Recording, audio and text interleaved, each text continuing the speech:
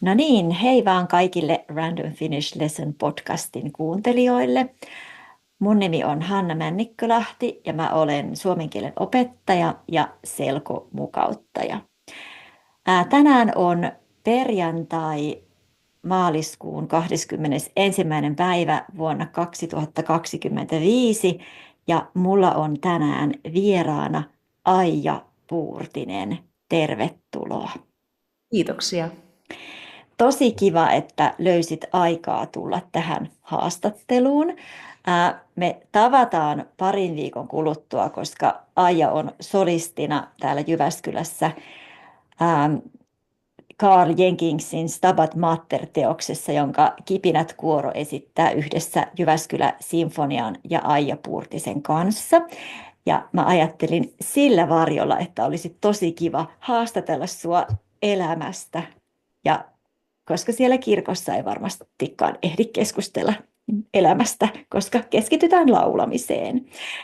Mutta kerrotko ihan aluksi, että kuka olet ja mitä kaikkea teet työksesi? No, olen siis Aija Puurtinen. Olen valmistunut Sibelius Akatemiasta musiikin tohtoriksi, eli tehnyt tämmöisen taiteellisen tohtorin tutkinnon laulamisesta. Sitten toimin pedagogina, toimin Popiatslaulun lehtorina Sibelius Akatemian musiikkikasvatuksen koulutusohjelmassa. Toimin lauluvalmentajana tämmöisessä uuden musiikin kilpailussa ja sitten siitä on se jatko suoraan Euroviisuihin, jonne lähden taas tänä keväänä. Ja sitten toki niin kun oma taiteellinen työ on valtavan tärkeässä roolissa mulle, että mä olen laulaja, laulun tekijä ja omien sävellysten lisäksi esiinnyn esimerkiksi sitten pääsiäisen aikoihin Jyväskylässä ja Stabat Materin maailmassa. Mutta tässä niin ehkä lyhykäisyydessään se, mitä teen. Ja toki sitten siihen rinnalle kuuluu, että mulla on tämmöisiä luottamustehtäviä paljon, että kysytään muuta, tai toimin ehkä jossakin apurahasäätiöiden asiantuntijana ja kirjoitan suosituksia ja niin edelleen. Joo. Kuinka saat ajan riittämään kaikkiin näihin asioihin ja kaikkiin sua kiinnostaviin asioihin? No myönnän, että en käytä tässä aikataulutuksessa mitään Excel-taulukkoja, vaan että kyllä mä ylipäätänsä pyrin siihen, että tietyt asiat tapahtuu periodeissa. Eli mun niin kuin virkatyö Sibelius Akatemiassa, sehän on viikoittaista, että mulla on se opetustyö ja sitten tietynlaisia hallinnollisia tehtäviä viikoittain. Mutta sitten mulla on viikonloput ja illat aikaa tehdä sitten säveltää ja viikonloppuisin käydä keikoilla ja sitten nekin on monesti tietyt yhtyöt, missä mä olen niin kuin vetovastuussa, niin kuin Honey Bee and the T-Bones ja sitten on tämmöinen kuin Aija Puurtinen, että Brooklynin Satu, niin mä itse määrittelen kyllä ne aikataulut, että missä vaiheessa me esiinnytään ja milloin on joku keikkaperiodi tai milloin tulee levy ja niin edelleen. Kuinka pitkälle sun kalenteri on, ei täynnä, mutta kuinka pitkälle sulla on sovittuja keikkoja? No kyllä tällä hetkellä on niin kuin tämä vuosi 2025 on sovittuja keikkoja. Toki siellä on ilman muuta syksyllä sit marras-joulukuussa on paljon tilaa, mutta kyllä siellä on niin kuin viikoittain jo jotakin tapahtumia. Joo.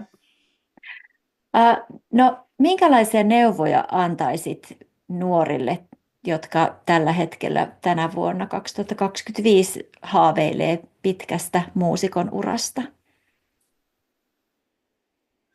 No, jos mä kerron siitä, millainen niin kun se mun polku on ollut, niin se ei tarkoita sitä, että se on ainoa mahdollisuus. Se on ollut yksi vaihtoehto.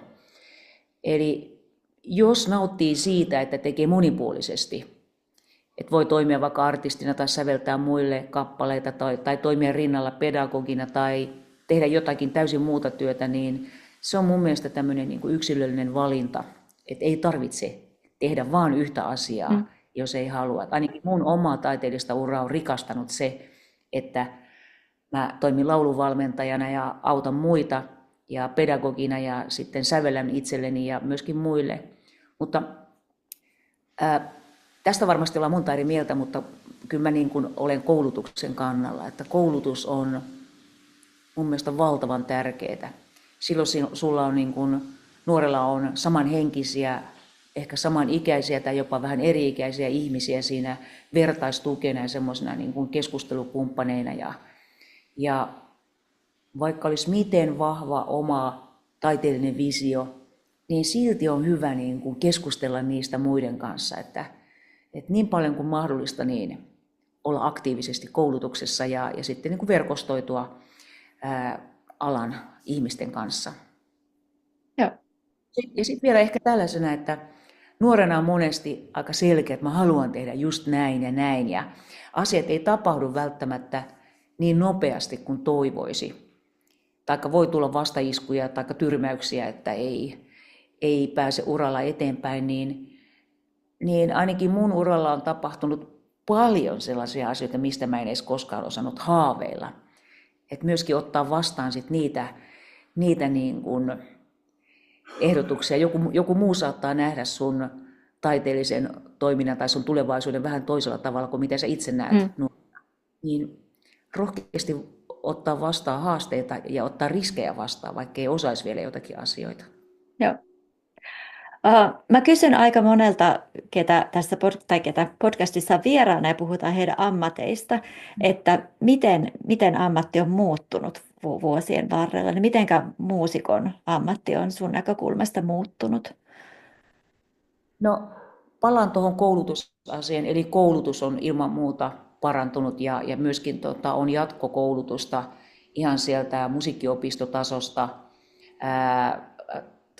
konservatorio, ammattikorkeakoulu, yliopistotasosta, taiteilijakoulutusta tai säveltäjäkoulutusta tai musiikkiteknologian koulutusta. Et se on ilman muuta muuttunut, mutta myöskin se, että sä voit itse kouluttautua itsenäisesti, koska internet, YouTube ja monet podcastit tarjoaa sitten semmoisia ihan ilmaisia opetusvideoita ja sitä kautta voi kehittää sitä omaa osaamistansa.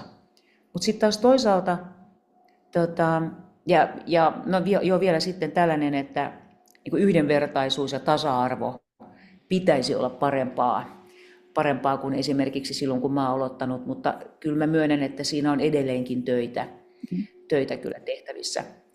Ja sitten toisaalta kulttuuri, varsinkin tällä hetkellä niin kun kulttuurin arvostus ei ole ihan korkeammassa luokassa ja valtion tuki kulttuurin toimintaan on vähentynyt, niin se saattaa olla haasteellinen esimerkiksi toimia päätoimisena muusikkona, kun nyt niin kuin rytmimusiikista, pop-jazz-musiikista, ei esimerkiksi klassisesta musiikista, jolloin sä voit saada viran vaikka orkesterissa tai niin edelleen. Että jos toimit freelancerina, niin taloudellisesti voi olla hyvin haasteelliset elämäntilanteet. Joo. No, sä oot ollut monella tavalla tekemisissä sekä Euroviisujen että UMK:n eli uuden musiikin kilpailun kanssa, niin kertoisitko siitä, mitä kaikkea olet tehnyt näihin liittyen? No, mä olen uuden musiikin kilpailussa, toimin lauluvalmentajana.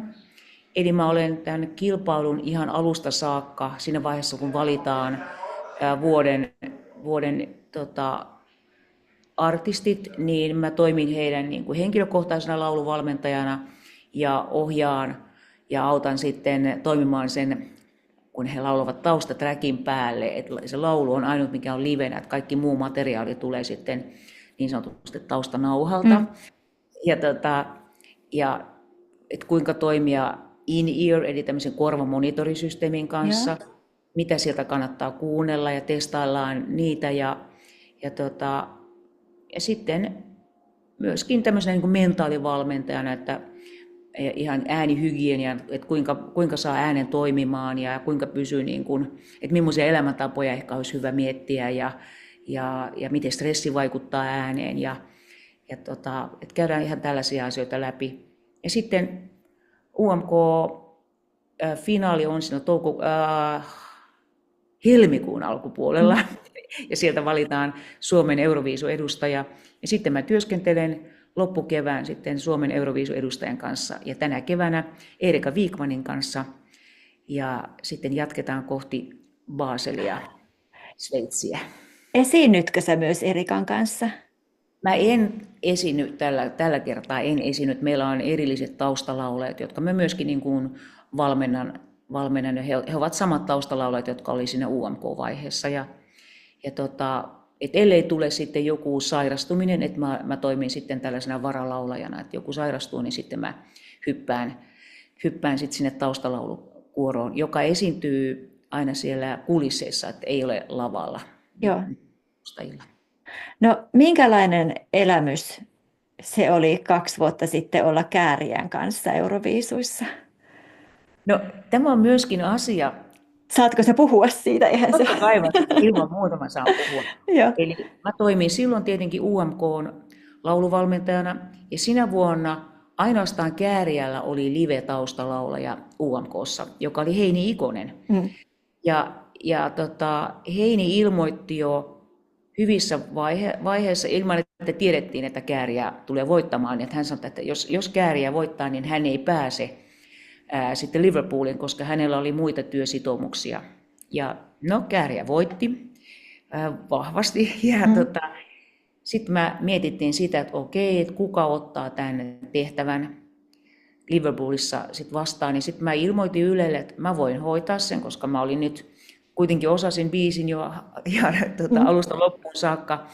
Ja sitten kun oli lavalla viisi esiintyjää, eli Euroviisuissa saa olla 6 esiintyjää kokonaismäärällisesti, niin sinne sopi vain yksi taustalaulaja. Ja mä olin sitten siellä mukana. Toki mä tein hieman enemmän kuin mitä Heini oli tehnyt UMK:ssa, eli mä niin kuin tein myöskin niitä räppiosuuksia, eli rankka viikko ja paljon pitkiä päiviä takan, ja sitten siitä vaan suoraan lauluun ja niin edelleen. Mutta se oli valtava elämys ja täysin poikkeuksellinen Euroviisuvuosi. Varmasti. Sen jälkeen on tapahtunut paljon muutoksia ylipäätänsä koko Euroviisuun. Vähän sääntöjä on muutettu ja myöskin aika monet maat ovat palanneet oman äidinkielen. Ei esitä niin paljon niin kuin englanninkielistä materiaalia. Se oli upea kokemus. Meillä oli hauskaa. Ja myöskin, että sit mä olin myöskin Käärijän lauluvalmentajana siellä Liverpoolissa ja ne on semmoisessa isossa hallissa on nämä backstage-tilat ja jokaisella on semmoinen pieni koppi, missä pukeudutaan ja niin edelleen, mutta äänieeristys on todella huono. Joo. Mehän käytiin vessassa harjoittelemassa ja avaamassa ääntä että otettiin kaikki luovuus käyttöön, että pystyt kuitenkin keskittymään itse siihen kisaan. Joo.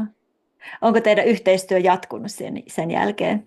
Ei, meidän yhteistyö on niin kuin, siis mun lauluvalmentajan ominaisuudessa ei ole jatkunut, mutta kyllä me tavataan aina milloin missäkin sitten yllättäen. Joo, hauskaa. Joo. No, minkälaiset tunnelmat on tänä keväänä, kun Suomesta on, tai Euroviisuissa on 2 suomalaista artistia? No, tämä on myöskin ainutlaatuinen vuosi siinä mielessä ja 2 upeaa artistia, ja joista nyt Kai Ruotsin edustajana on sitten yksi suurin ennakkosuosikki, että tämä tekee molemmille maille mun mielestä tosi hyvää. Ja mä uskoisin, että suomalainen yleisö, hehän olivat järisyttävän kiinnostuneita Euroviisuista silloin, kun Käärijä oli, niin nyt tavallaan se kiinnostus tulee kasvamaan entisestään. Ich komme ja bara bastun, kyllä he ovat ansainneet kaiken sen huomion. On aikamoinen kevät edessä. Ne on toukokuun 2 viikonloppuna ne karsinnat, eikö? Tai ensin on karsinta ja sitten on finaali. Joo, ne on saman viikon aikana semifinaali ja sitten finaali. Mutta esiintyjät kyllä menee sinne harjoituksiin jo 2 viikkoa aikaisemmin. Tulee jännää. Kyllä. Ihan viimeinen kysymys mulla koskee sitten tätä keskiviikkona huhtikuun 16. päivä olevaa konserttia, joka on täällä Taulumäen kirkossa. Niin millä mielellä tulet Jyväskylään ja ootko esittänyt sitä teosta aikaisemmin ja mitä ajattelet siitä? En ole esittänyt sitä teosta aikaisemmin. Ja mä olen, itse asiassa mut kutsuttiin, mä olin Jyväskylän Big Bandin solistina tuossa joulukuun alussa. Sitten sen jälkeen mä sain yhteydenoton Jyväskylän sinfoniaorkesterin taholta ja kiinnostaisiko mua tulla laulamaan se Stabat Mater, ne solistiosuudet sinne. Ja mulle lähetettiin sitten, heti kun mä pääsin kotiin, mä kuuntelin, että mistä tässä on kyse.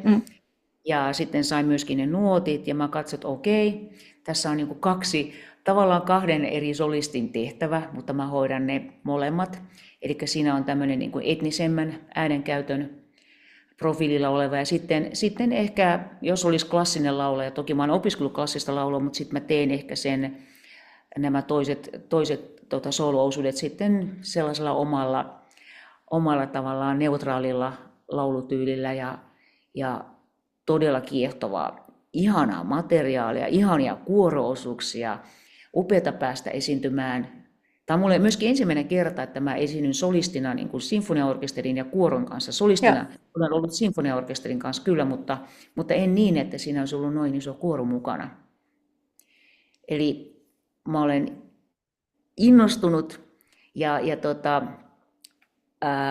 harjoitellut ja tutustunut materiaaliin aika perusteellisesti ja käynyt kuuntelemassa levytyksiä ja sitten live-taltiointeja aika paljonkin tuolla, niin myöskin sillä tavalla, että erityisesti ne tavallaan etnisemmät arabiankieliset osuudet niin on aika niin kuin vapaamuotoisesti esitetty eri solistien kautta.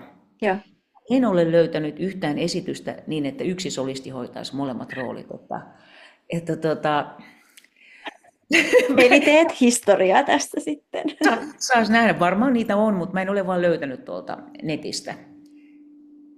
Mutta se on pohjalta niin kuin solistilla myöskin, että voi vaihtaa sitä niin kuin temperamenttia ja lähestymistapaa niin kuin ihan äänenkäytöllisesti ja esteettisesti kappaleesta toiseen. Ja itse asiassa muutamassa teoksessa kappaleen sisälläkin niin vaihtaa tavallaan ne roolit. Ja tämä on mulle ihana haaste. Mä tykkään tästä tosi paljon.